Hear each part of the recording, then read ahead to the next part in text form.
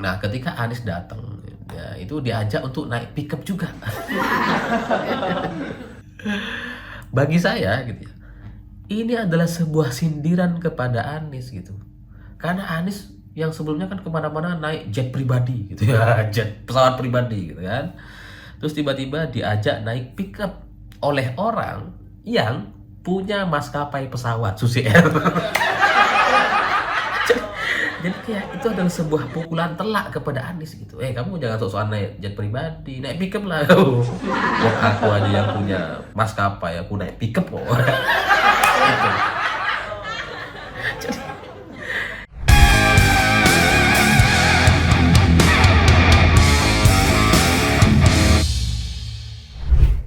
Selamat sore semuanya. Dalam seminggu terakhir ini ada dua orang capres yang tiba-tiba datang ke Pangandaran untuk menemui Ibu Susi Pujiastuti. Mungkin banyak orang nggak sadar gitu bahwa kedatangan Anies dan Prabowo Subianto ke Pangandaran bertemu dengan Ibu Susi itu ada latar belakang ceritanya.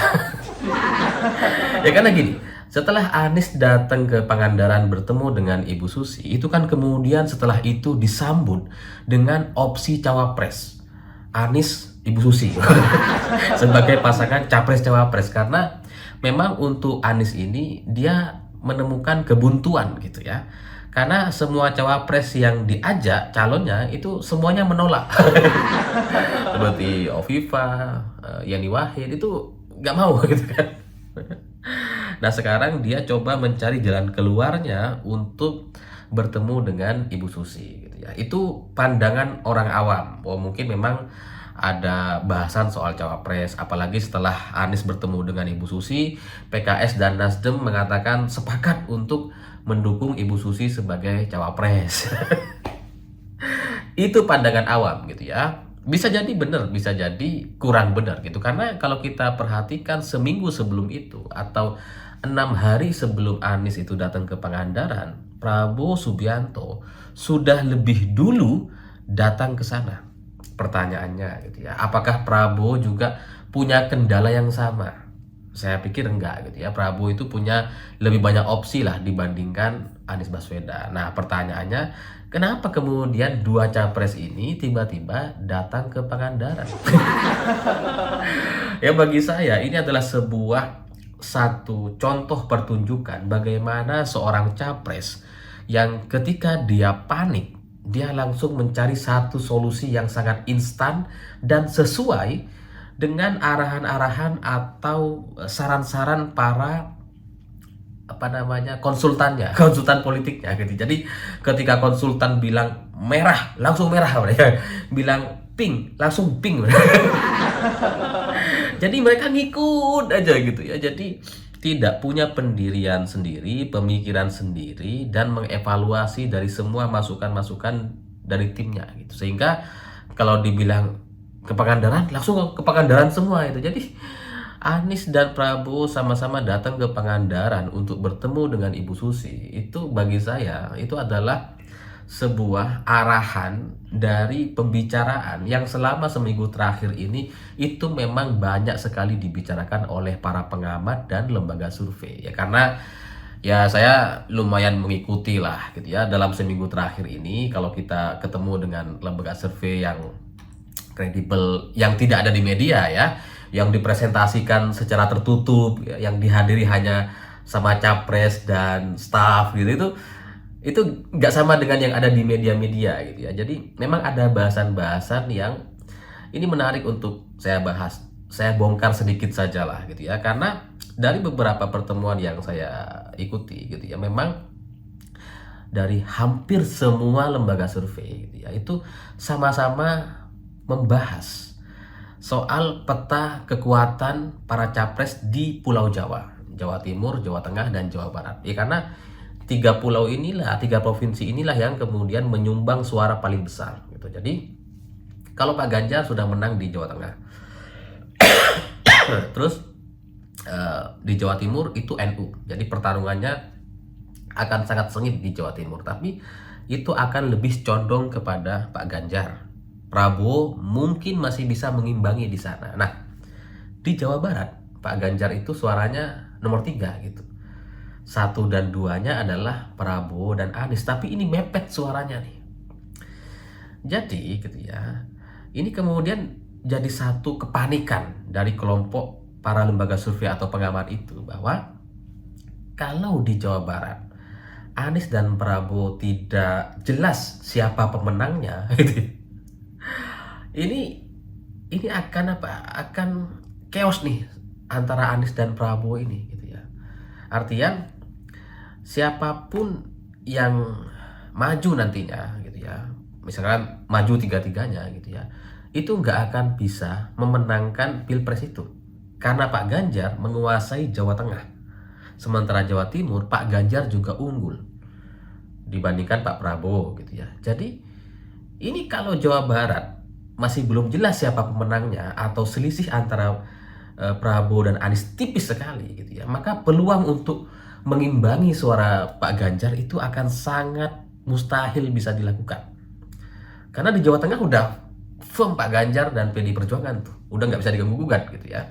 Makanya kemudian pertarungan yang sesungguhnya ada di Jawa Barat gitu. Ini harus ada salah satu yang menang. Nah ini makanya kemudian gitu ya, Pak Prabowo sama Pak Anies tuh kayaknya dia panik tuh. Oke, berarti kita harus menangkan di Jawa Barat gitu, supaya apa? Supaya punya kans dan peluang untuk minimal masuk ke babak kedua atau putaran kedua. Makanya mereka tiba-tiba ke Bu Susi itu ya, karena dari semua lembaga survei gitu ya, itu kan di list tuh nama-nama yang ada gitu. Memang Ibu Susi ini nggak disebutkan di media, tapi di beberapa lembaga survei itu ada tuh kalau pertemuan tertutup gitu ya. Jadi di Jawa Barat itu yang paling disukai itu ya ada Ibu Susi dan Ridwan Kamil gitu. Nah, di luar itu banyak pengamat juga berbicara soal keterwakilan masyarakat Sunda, ada kelompok suku Sunda gitu ya di pemerintahan, karena ini udah lama nih ya, apa namanya, dari kelompok Sunda ini tidak menjadi satu capres cawapres atau menjadi representasi nasional, kira-kira gitulah, udah lama mereka gitu. Jadi makanya kemudian dengan situasi yang seperti ini, kalau ada wakil dari Sunda dari Jawa Barat, itu nampaknya akan lebih mudah untuk memenangkan suara masyarakat Jawa Barat. Karena secara psikologi selama berpuluh tahun mereka nggak punya wakil tuh, nggak ada keterwakilannya. Makanya kemudian muncul nama-nama itu gitu. Ada Ridwan Kamil, Ibu Susi gitu. Nah, tapi masalahnya kalau Ridwan Kamil itu kan Golkar, jadi dia nggak bisa didekati, nggak bisa didatangi, karena udah kekunci tuh. Apa kata Golkar kalau Ridwan Kamil kan, maju, enggak, udah ikut Golkar ya. Jadinya satu-satunya orang yang bisa didatangi sama Prabowo sama Anies ya cuma Ridwan Kamil. Makanya kemudian setelah bahasan-bahasan pengamat dan lembaga survei terkait kekhawatiran mereka di Jawa Barat itu, PKS jadi percaya diri untuk mengusung Ahmad Heriawan. AR. Jadi ya itulah yang nampaknya melatar belakangi kedatangan Prabowo dan Anies ke Pangandaran untuk sama-sama menemui Ibu Susi Pujastuti. Dan bagi saya ini adalah sebuah tanda yang sangat buruk sekali, karena seorang pemimpin mudah panik dan mudah mendengar semua pernyataan atau usulan dari konsultannya. Dia nggak mengalami proses berpikir tuh. Kata konsultan ke Pangandaran, langsung ke Pangandaran. Jadi nggak ada proses berpikir gitu ya, sehingga ya akhirnya yang mereka lakukan itu hanya sebatas hasil dari pemikiran orang-orang lain. Padahal pemimpin, dia harus bisa menyaring, dia harus bisa menentukan apakah dia akan melakukan atau enggak. Dia harus bisa tuh, nggak bisa dia nurut-nurut aja. Kalau dia ikut semua arahan yang disampaikan sama tim atau konsultannya, ya apa bedanya dia dengan boneka? Dia nggak bisa berpikir, nggak bisa menentukan apa yang terbaik bagi dia dan bangsa ini gitu. Sehingga berbahaya sekali kalau kemudian presiden kita seperti itu gitu. Jadi ya hikmahnya bagi saya akhirnya semakin meyakini bahwa pilihan saya kepada Pak Ganjar atau Ganjar itu pasti lebih baik dibandingkan Prabowo dan Anies itu sejak awal sudah saya sampaikan di berbagai platform sosial media gitu ya. Jadi ya ini terbukti gitu. Anies dan Prabowo ternyata gampang panik, gampang mendengar suara orang sehingga nggak punya kebijakan apa gitu, nggak bisa berpikir sendiri. Nah, sementara Pak Ganjar gitu ya, dengan dicekoki Pangandaran, wah, gitu ya. Semua pengamat tuh kurang lebih sama sarannya, konsultan politik tuh kurang lebih sama karena memang mereka memang bikin survei sebelum ini kan gitu ya. Tapi Pak Ganjar melihat bahwa oh oke, ada masalah di Jawa Barat. Oh oke, kalau Pak Anies dan Prabowo itu mirip-mirip suaranya, Pak Ganjar ada di bawah. Jangan-jangan Pak Ganjar juga bisa menyaingi tuh, mengimbangi untuk memperbesar kemenangan gitu ya. Ya karena kalau di Jawa Barat itu Pak Ganjar jadi setara gitu ya, setara dengan Prabowo dan Anies, ya peluang Pak Ganjar untuk menang jauh lebih besar. Makanya kemudian Pak Ganjar juga datang ke Jawa Barat, tapi nggak menemui Ibu Susi gitu. Tapi datang ke Bogor bersama dengan Adian Apitupulu, dengan Anang Hermansyah, dengan Atta Halilintar, dengan Mas Gibran. Jadi ketika disarankan untuk Pangandaran ya, dengan Ibu Susi yang nomor 1, nomor 2 Ridwan Kamil, Aher, Pak Ganjar muncul dengan satu pemikiran untuk datang ke Bogor dan menemui masyarakat di Bogor, terutama anak-anak mudanya, karena memang pemilih kita kan mayoritasnya adalah anak-anak muda atau usia di bawah sekitar 30 sampai ke bawah gitu ya. Di bawah 30 tahunan lah, sehingga Pak Ganjar langsung nemu itu. Jadi dari sini kan kelihatan karakternya gitu ya, bahwa Pak Ganjar adalah seorang pemimpin yang ketika dia memimpin, dia akan menemui orangnya langsung, dia akan mendengarkan dari sumbernya langsung, dari masyarakat Jawa Barat di Bogor dan anak-anak muda di sana gitu. Berbeda dengan Anies dan Prabowo yang hanya mau instan gitu, yang kepentingannya cuma buat menang ya, cuma buat narik suara, cuma berita, sensasi dan sebagainya, sehingga yang didatangi adalah Ibu Susi. Kalau Pak Ganjar gitu ya, dengan fenomena merasa Jawa Barat itu merasa ada psikologi seperti itu, merasa tidak mereka kurang terwakili selama ini, Pak Ganjar jadi datengin anak-anak mudanya tuh. Kalian mau apa? Ayo kita bicara gitu ya.